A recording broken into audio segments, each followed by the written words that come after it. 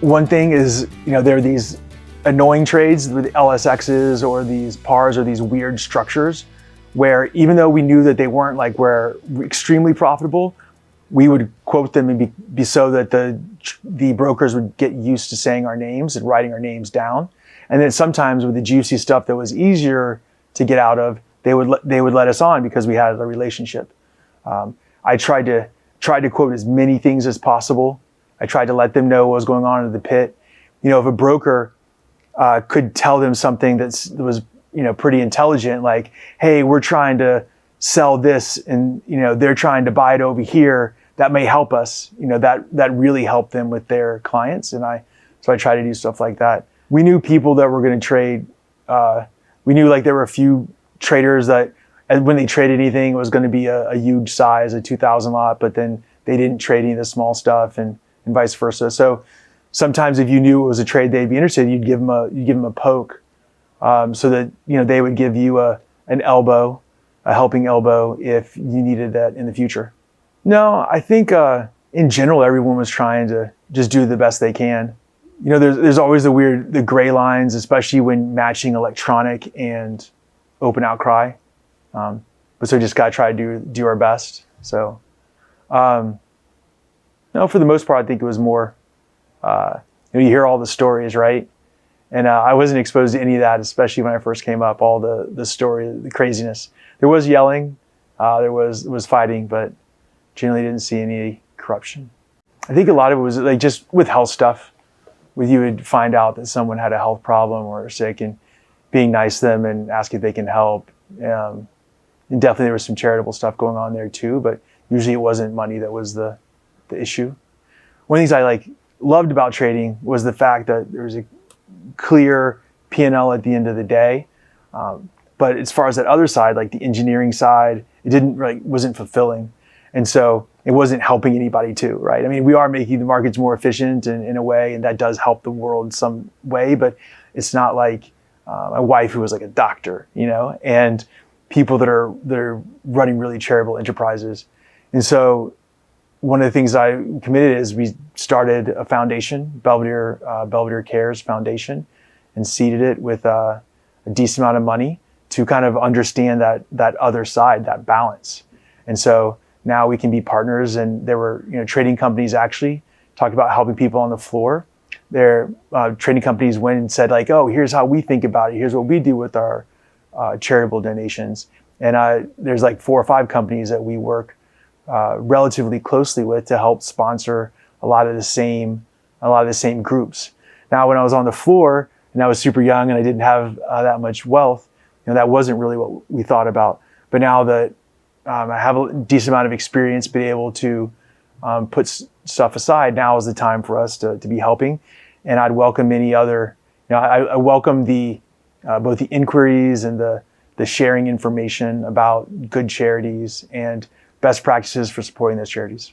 One is that anytime you get overconfident or no confidence, those are both bad places to be in. And so really trying to walk that middle path and to be, when you're feeling high, to understand that you shouldn't overtrade. And sometimes if you're feeling low, you should just gotta start making some trades so that you can get into a rhythm. I remember the first day, I think it was for an interview, and there's this guy, Timmy Winan, who's a great broker. And I just remember it was such a caricature because he was yelling at some trader. And then when I came back, I realized that was actually a joke, that they were really friendly with each other, but I didn't know I was there interviewing. So it was such a spectacle.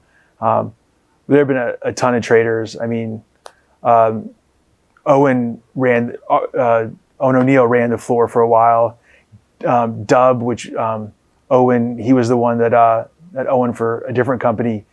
He was the one that was just so fast at math. Then there's Edgy and Flaherty. There are just so many great traders that had their different times where they were the person you look to in order to really, if you were going to put up size, they were the ones that would have a first look at it. And then Jim Carson was a huge size of the trade, and also someone huge part of the trading too. too.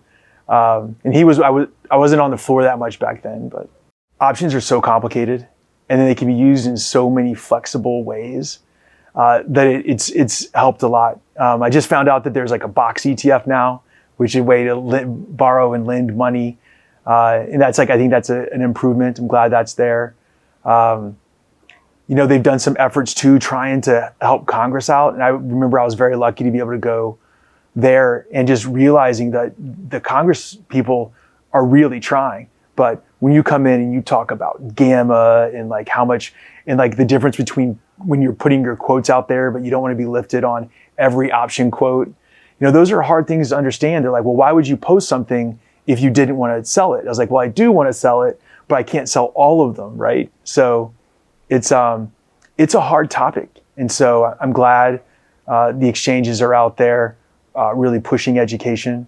I think options are good to both limits. I would use it mostly for limit or maybe add some upside.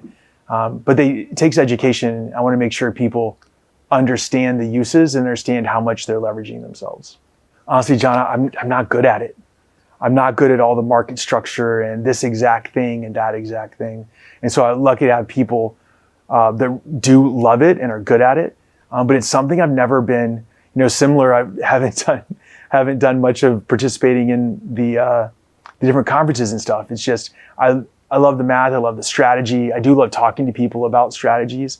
But the market structure is not the thing that I've really concentrated on, but it is something that's super important and important for both the market and important for us as a trading firm.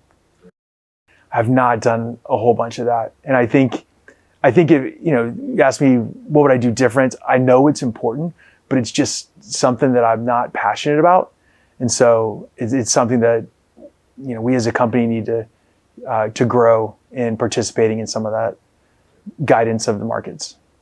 I heard about, and it's funny because I know some people that were on some really great trades back in 2008, and then, they got retrofitted and had to, actually got sued for it and stuff. I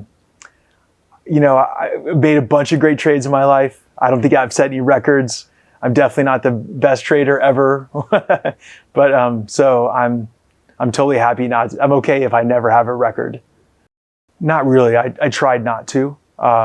Tried to be, agnostic to some of those things. Wherever the trading went, we were going to go. But there were some good things. Like I remember when NASDAQ was coming out and getting into the space, and they wanted to grow their presence and different things. And it was great working with some of those people, and they actually helped us with market structure and what we should be thinking about.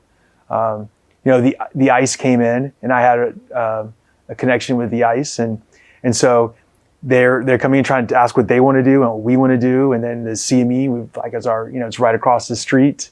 It's our biggest. Well, I don't know.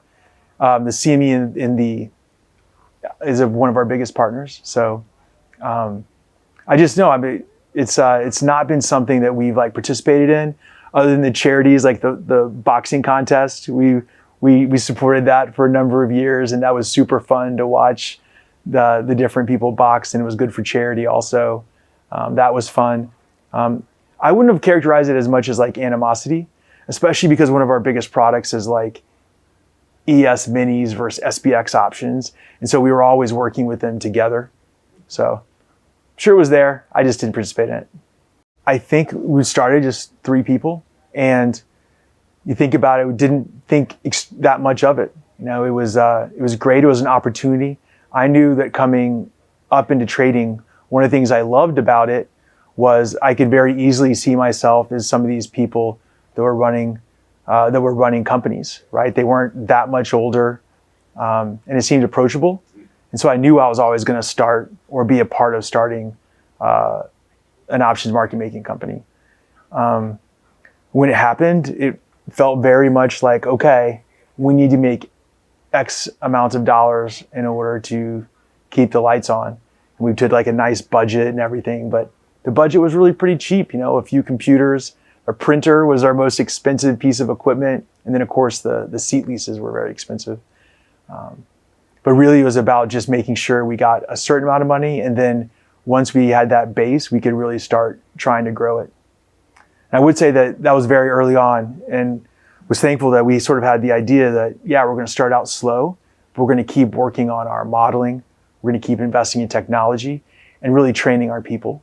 That was it's always been a big push of those like sort of 3 pillars that we were going to keep investing. Yeah, we started the SIBO. We brought in a group, Belvedere Trading, that were with us for a long time, great people.